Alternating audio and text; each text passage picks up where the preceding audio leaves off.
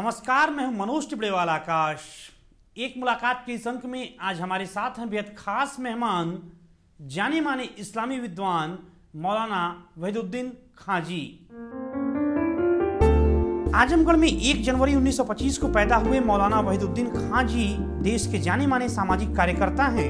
इन्होंने अपने जीवन को सामाजिक एकता और शांति के लिए समर्पित किया है। पद्म भूषण और राजीव गांधी राष्ट्रीय सद्भावना पुरस्कार से सम्मानित मौलाना वहीदुद्दीन खां जी ने कुरान का अंग्रेजी और हिंदी में अनुवाद भी किया है। आज हम मौलाना साहब से तमाम सवालों पर बातचीत करेंगे। मौलाना साहब, आपका स्वागत है दूरदर्शन की इस खास पड़ताल एक मुलाकात में। महात्मा गांधी की तरह आप भी मानते हैं कि अहिंसा ही वही एक रास्ता है जिससे हर प्रकार की सफलता को पाया जा सकता है। कैसे आप इसे मानते हैं? देखिए, ऐसा है कि मैं एक ऐसे परिवार में पैदा हुआ जहाँ पहले से गांधी का चर्चा था। मेरे बड़े भाई, उनका नाम था मौलाना इकबाल अहमद सुहैल, वो गांधी जी के बहुत फ़ैन थे। यानी यहाँ तक कि ज़िंदगी पर उन्होंने खादी पहनी, सर से पाँव तक उनका खादी का होता था। मुझे भी मेरी शादी हुई तो खादी का कपड़ा पहनाया। तो उनका एक शेर था कि गलत है ये कि फ़कत हिंदुओं का लीडर था, कि था तमाम जहां भर का रहनुमा गांधी। तो इस तरह के परिवार में मेरा जन्म हुआ, इस तरह की बातें मैं सुनता रहा। तो इकबाल साहब ये भी करते थे कि महात्मा गांधी की जो टीचिंग्स हैं उसको कुरान से लेकर हमें समझाते थे। तो शुरू से मेरे दिल में आया। फिर जब मुल्क का बंटवारा हुआ और मुल्क में आप जानते हैं कि हिंसा आ गई, तो मेरा एक बहुत बड़ा कंसर्न बन गया कि देश में पीस आए। तो वही जो महात्मा गांधी का ख्वाब था, पीस पीस, शांति शांति, तो मैंने इसी के लिए अपने आप को डेडिकेट कर दिया। मेरा जो मिशन है उसका नाम ही है centre for piece and spirituality. यही दोनों मेरा खास वो है टारगेट, कि लोगों में स्पिरिचुअल थिंकिंग आए और समाज में पीस आए। क्यों? इसलिए कि जब तक पीस नहीं होगा कोई काम नहीं हो सकता। महात्मा गांधी के जो ख्वाब थे वो तभी पूरे होंगे जबकि देश में पीस हो। राष्ट्र प्रेम मतलब देशभक्ति के लिए जो है इस्लाम में क्या मान्यता है? इस्लाम क्या कहता है देशभक्ति के बारे में? देखिए, इस्लाम की जो तालीम है वो ये है कि जिस मुल्क में आदमी है उस मुल्क से उसको पूरी वफादारी हो, उसको प्यारा प्यार हो। एक हदीस है कि हुब्बुल वतन मिनल ईमान, वतन से मोहब्बत ईमान का एक हिस्सा है। तो मैं ये कह सकता हूँ कि ये ईमान का या अक़ीदे का तकाज़ा है कि हम जिस मुल्क में रह रहे हैं उससे हमें प्यार हो और अपने आप को उससे हम इस हद तक जोड़ें कि हर एतबार से हम उसी का हिस्सा बन जाएं। ईश्वर या अल्लाह के बारे में हिंदू धर्म और इस्लाम में किस तरह की समानताएं देखते हैं आप? समानताएं का मामला यह है, देखिए, कि मैं सोचता हूँ कि वननेस ऑफ गॉड दोनों जगह पाया जाता है। हिंदू धर्म भी वननेस ऑफ गॉड का कॉन्सेप्ट है और इस्लाम भी वननेस ऑफ गॉड का कॉन्सेप्ट है। आप जानते हैं कि इंटरप्रेशन तो हमेशा कई होते हैं, तो इंटरप्रेशन में कई ऐसी बातें हो सकती हैं जो अलग अलग हैं, लेकिन जो बेसिक थाट है वो तो यही है कि खुदा एक है, वननेस ऑफ गॉड। दोनों जगह ये तस्वीर पाया जाता है। इंटरप्रेशन में कुछ डिफरेंसेस हो सकते हैं लेकिन कॉन्सेप्ट सेम है। मौलाना साहब, देश में आपको अपनी बेबाक राय रखने के लिए जाना जाता है। हम अक्सर देखते हैं कि शरिया कानून और देश के कानून को लेकर कई बार टकराव की स्थिति उत्पन्न होती है और इसी को लेकर भ्रम भी पैदा हो जाता है कि आखिर कौन सा कानून मानना चाहिए। देखिए, बहुत इस मामले में इस्लाम की टीचिंग बहुत साफ है।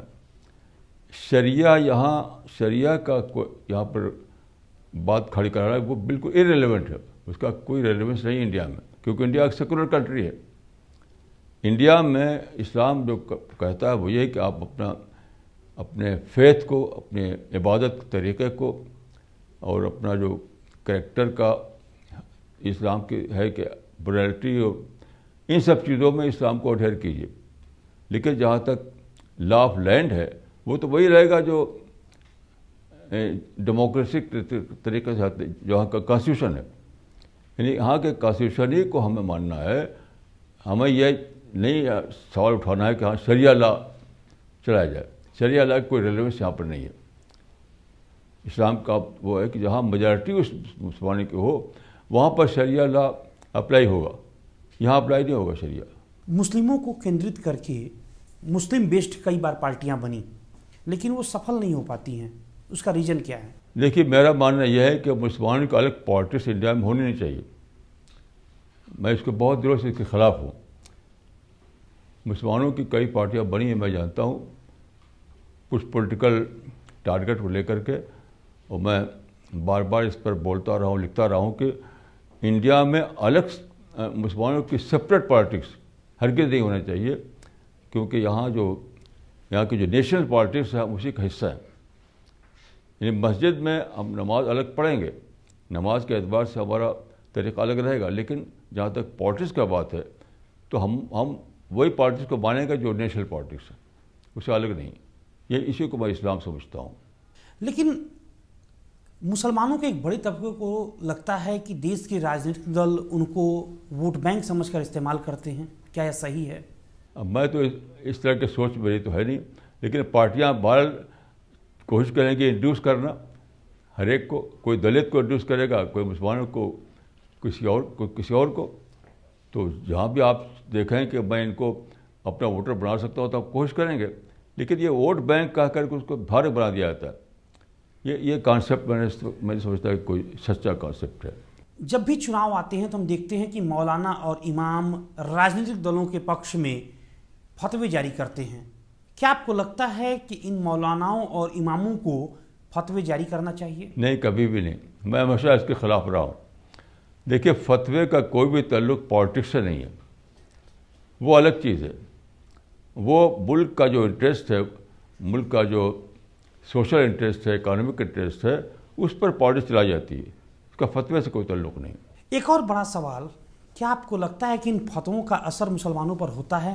میرا خیال ہے کچھ بھی نہیں ہوتا. مسلمان فتوے پر نہیں چلتے. نہ تو فتوے کا کوئی ریلیونس ہے اس معاملے میں، نہ مسلمان فتوے پہ چلتے ہیں. دیکھیے پالیٹکس ایک الگ چیز ہے، اس کی اپنی الگ ایتھکس ہوتی ہے، اس کے اپنے الگ یعنی تقاضے ہوتے ہیں. تو جس موقع پر جس چیز کی لہر ہوتی ہے، جو ویو ہوتی ہے، اس پر لوگ ووٹ دیتے ہیں. فتوے سے کوئی اپنی رائے نہیں بدلتا.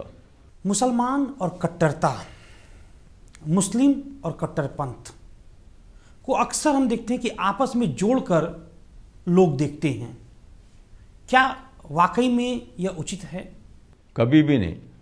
دیکھیے یہ کٹر پن جس کو کہتے ہیں نا، اس کو عربی میں کہتے ہیں غلو.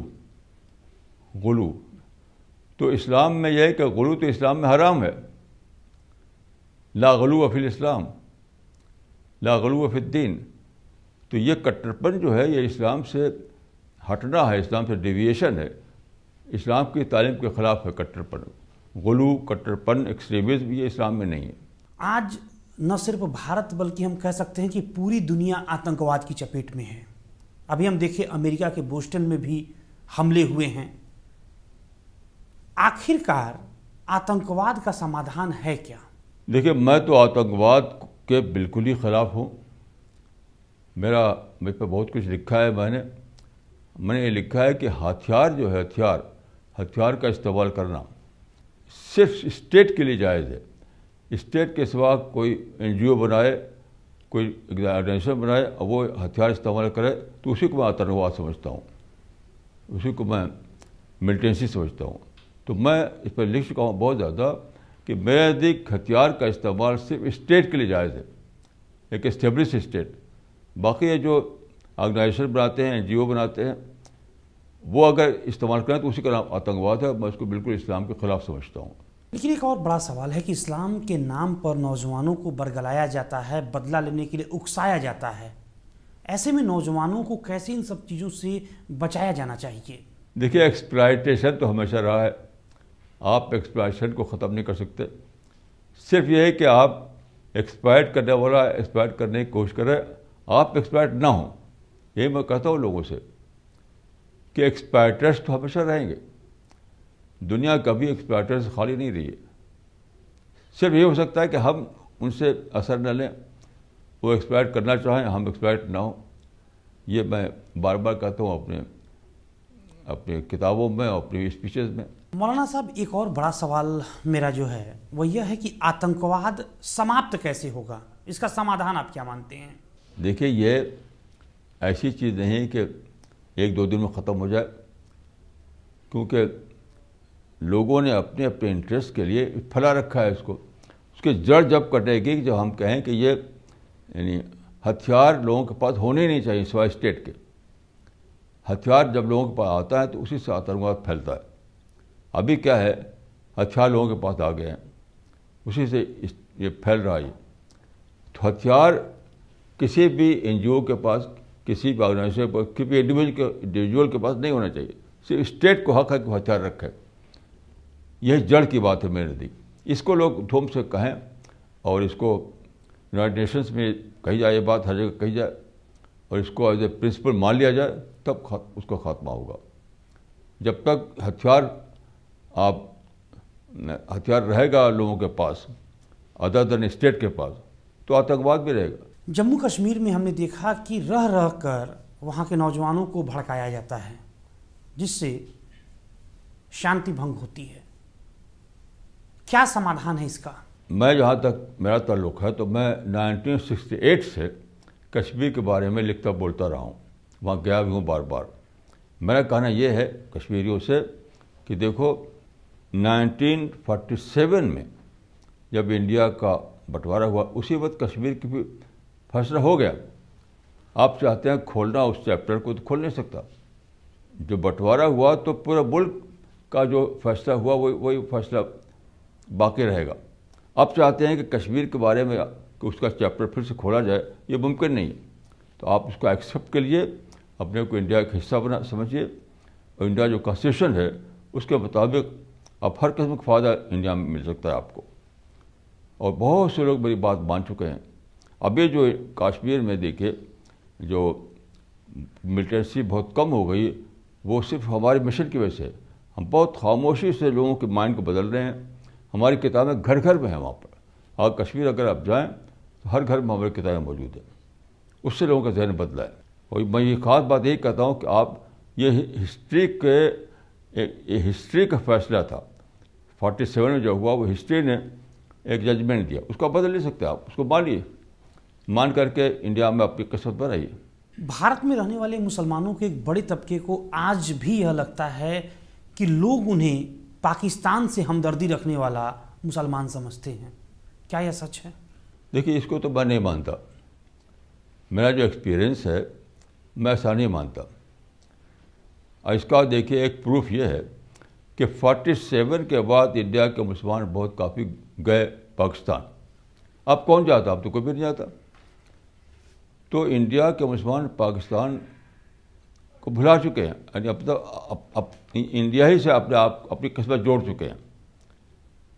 چند ایک آدمی کا اگر کچھ ہو، جیسے میچ فکسنگ کرنے والے کچھ نکل آئے، تو اس سے آپ انڈیا کے مسلمانوں کے بارے میں رائے نہیں قائم کر سکتے. وہ تو اپنے پرسنل انٹرسٹ کے لیے کسی نے میچ فکسنگ کر لیا، تو وہ الگ چیز ہے. اپنی سنستھا centre for peace and spirituality international کے بارے میں کچھ بتائیے. کہاں کہاں اور کیا کاریہ کر رہی ہے سنستھا آپ کی؟ ہاں دیکھیے ہمارا طریقہ دوسروں سے الگ ہے. دوسرے لوگ کیا ہیں کہ بڑے بڑے جلسے کرتے ہیں، بڑے بڑے جلسے میں اسپیچز دیتے ہیں. ہمارا وہ طریقہ نہیں ہے.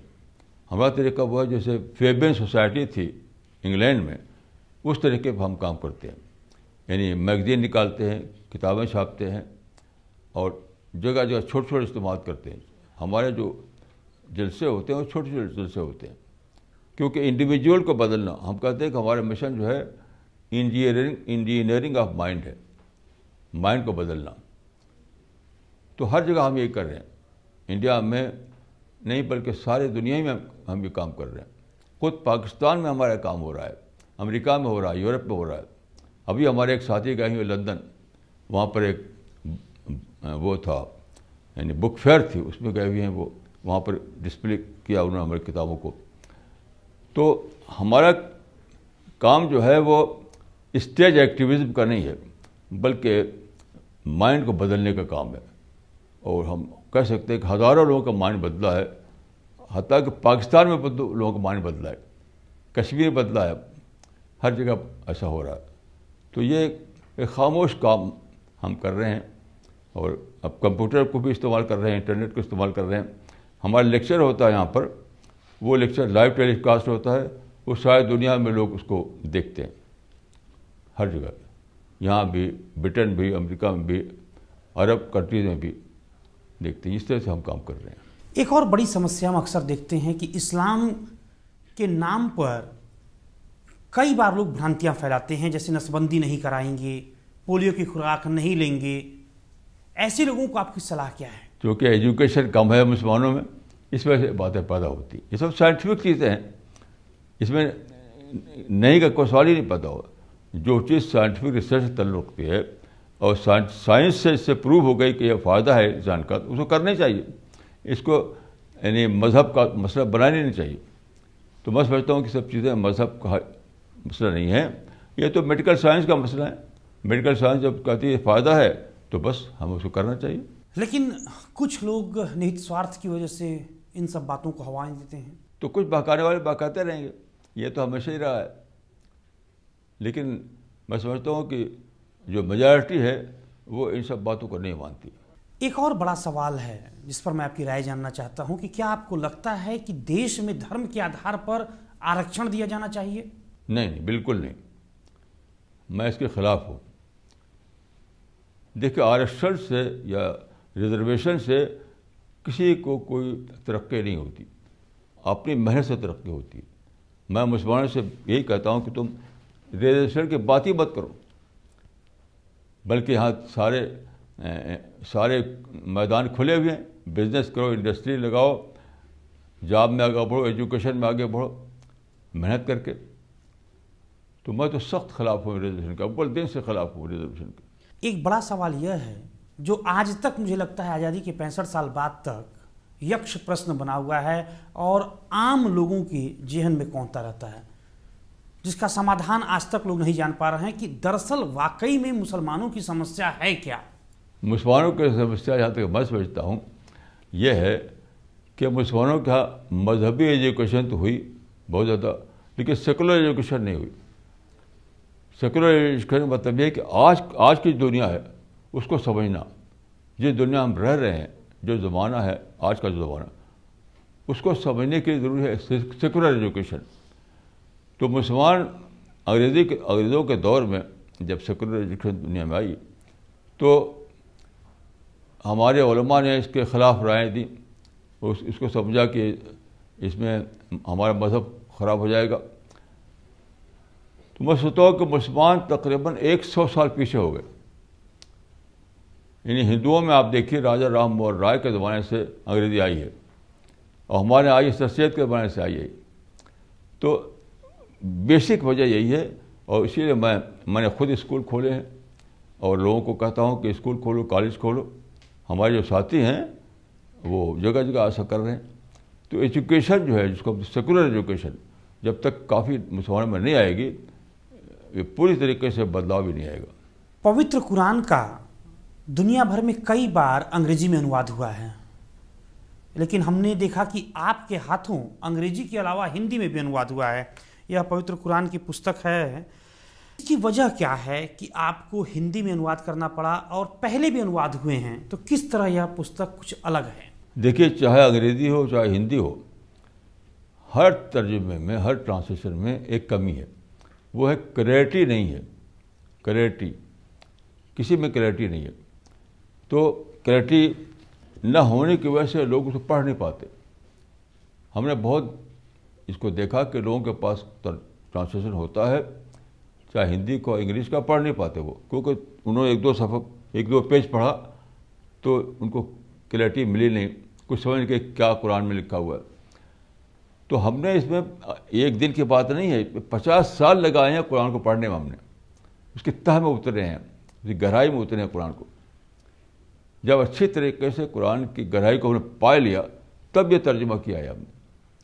تو ہمارے ترجمے میں جو بھی پڑھتا ہے وہ سب کہتا ہے کہ اس میں تو واقعی کلیئرٹی ہے. ایک صاحب کو دیا گیا تو انہوں نے جب پڑھا کہ یہ تو قرآن تو سمجھ میں آتا ہے، اب تک تو ہم سمجھتے تھے قرآن کو سمجھنے والی کتاب ہی نہیں ہے. تو کسی نے اتنا زیادہ گہرائی میں ڈیپ اسٹڈی کر کے قرآن کا ترجمہ نہیں کیا تھا. تو میں نے اپنے آپ کو ڈیڈیکیٹ کیا. میں نے 1950 سے میں اس میں لگا ہوا ہوں. تو جب اس کی گہرائی میں اس کے مطلب کو ہم نے پا لیا تو ہم نے ترجمہ کیا. تو آپ جو بھی پڑھتا کسی بھی کو آپ کمپیئر کر کے دیکھیے کہ اس میں کلیئرٹی ملے گی، اس میں کلیئرٹی نہیں ملے گی. بالکل. 200 سے زیادہ پستکیں آپ نے لکھی ہیں، اپنی کچھ اور پرمکھ پستکوں کے بارے میں ہمیں بتائیں. ابھی میری بہت سی کتابیں انڈر پرنٹ ہیں. اس کا یہاں پر نام تو بتانے سے کوئی فائدہ نہیں ہوگا، لیکن میں کہہ سکتا ہوں کہ کم سے کم 10 کتابیں ابھی انڈر پرنٹ ہیں میری. اور یہی میرا کام ہی ہے. یعنی میں نے اپنے کام کو بالکل نان پولیٹیکل انداز میں چلایا ہے، اور لکھنا اور بولنا اور لوگوں کو سمجھانا یہی میرا طریقہ ہے. ہماری کتابیں بہت پڑھی جاتی ہیں، ہر جگہ پڑھی جاتی ہیں، کیونکہ ہماری کتابوں میں بھی وہی بات ہے، اس میں کلیئرٹی ہوتی ہے اور بہت ہی سمپل لینگویج ہوتی ہے اور ماڈرن ایڈیم ہوتا ہے، سائنٹیفک زبان میں ہوتی ہے وہ، تو بہت پڑھی جاتی ہیں. مولانا صاحب، آپ کے جیون کا لکش کیا ہے؟ میرا جیون کا لکش ہے کہ دنیا میں پیس آئے اور اسپریچولیٹی آئے. کیوں میں اس پر زور دیتا ہوں کہ جو سچائی ہے، سب سے بڑی سچائی تو خدا ہے، ہمیں خدا کو پانا ہے. اس سے بڑی تو کوئی سچائی نہیں ہے. لیکن خدا کو پانے کے لیے ضروری ہے کہ ہمارا انوائرمنٹ جو ہے اس میں پیس ہو، ہماری سوچ میں اسپریچول طریقہ ہو. جب تک ہمارے اندر اسپریچولیٹی نہیں آئے گی اور ماحول میں پیس نہیں ہوگا، ہم خدا کو پا نہیں سکتے. سب سے بڑی سچائی بلا شبہ خدا ہے، لیکن خدا کو پانے کے لیے ضروری ہے کہ ہمارے اندر پازیٹیو تھنکنگ ہو اور ہمارے جو جس ماحول میں ہم رہ رہے ہیں اس میں پیس ہو. یہ ہے میرا لکش. انسان کو میں خدا تک ہی پہنچانا چاہتا ہوں، لیکن خدا تک پہنچانے کے لیے ضروری ہے کہ اس کے اندر پازیٹیو تھنکنگ ہو اور وہ پیسفل ماحول اس کو حاصل ہو. آپ کا جنم اعظم گڑھ میں ہوا اور اعظم گڑھ سے نکل کر آپ نہ صرف دلی بلکہ دنیا بھر میں جو ہے شانتی کا سندیش پہنچانے کا کام کر رہے ہیں. کیسے آپ کا رجحان ہوا کہ آپ کو ساماجک چھیتر میں اپنا جیون بتانا ہے؟ یہ تو دیکھیے 1947 کے بعد ہوا تھا. آپ جانتے ہیں کہ 1947 کے بعد انڈیا میں کمیونل رائٹ شروع ہو گئے اور نفرت بڑھ گئی، تشدد بڑھ گیا، اور مہاتما گاندھی نے اپنا آپ کو اسی میں ڈیڈیکیٹ کر دیا تھا. مہاتما یہ چاہتے تھے کہ 1947 کے بعد کہ اپنے آپ کو پوری طرح لگا دیں دیش میں شانتی لانے کے لیے. اگر گولی نہ مارے گی ان کو تو ان کا مشن وہی ہوتا جو میرا مشن ہے. میں نے ابھی ایک آرٹیکل لکھا ہے، اس کا یہی میں نے اس میں دکھایا کہ میں گاندھی کے مشن کو ریوائیو کر رہا ہوں.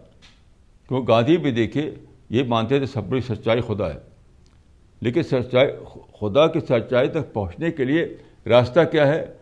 پازیٹیو تھنکنگ ہے اور پیس ہے.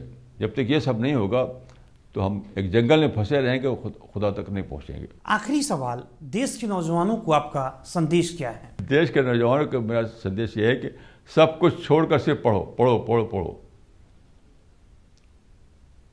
اسٹرائک اور بھارت بند اور یعنی روڈ ایکٹیویزم اور جتنا بھی یہ سب ہو رہا ہے دیش میں آئے دن جس کا آپ دیکھتے ہیں، وہ سب کو چھوڑو، سب کو چھوڑ دو.